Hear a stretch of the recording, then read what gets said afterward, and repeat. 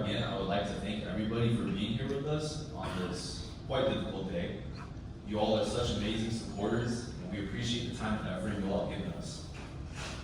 Selfless, according to the Oxford Dictionary, defined as being concerned with the needs and wishes of others more than with one's own. And to summarize the definition in 2 words, it would be my aunt. From as far as I can remember, gave the family utmost love and care.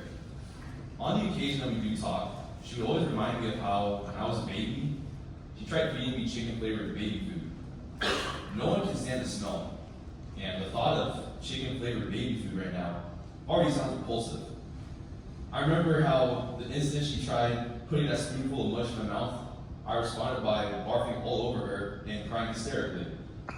This one memory demonstrates how she treated her me and niece and nephew, aka Evelyn and me, as her own children. She had this magic when it came to taking care of the young, and she would continue to branch out with such care even in the final moments that I had with her. As I grew up, I was trying to find my own path. I was trying to become an independent person, and she consistently showed up and tried to take care of me. Being the young and brash kid that I was, we sometimes had disagreements, and I'm sure everybody here can relate. You enter your teenage years, you try to be like an adult when you think you're a kid, and your parents and your elders are still quote-unquote nagging you as if you're still a kid.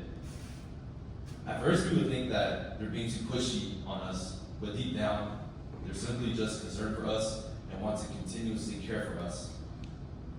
Looking back, my aunt developed a strong purpose. That purpose was to nurture. It was a wonderful gift, and I think that the world could learn from her. What pains me is that on many occasions, she tends to be more considerate of others' well-being more than her own. My aunt brushed off her complications as simply a slowly recovering sickness, and it was something that all of us believed, including herself. I could never have imagined that her ailing heart was reaching its end. The dining table has an empty seat now. The house is extra quiet. My dog, Sunny, will always be by her side, and sometimes I wonder if Sunny still believes that my aunt will return home one day. Whenever I came home, I would always say hello to my aunt, and try to strike some small talk with her. But now sometimes when I enter the house, I overwhelmingly say, "Hello, Jan," as that is something I would always say when she was still with us. That is when, however, reality hits, that a pillar of our family is no longer with us. As much as I miss my aunt, she's in a much more peaceful and painless place. And no matter what timeline, reincarnation, or parallel universe we live in, I would always choose her to be my aunt. Thank you.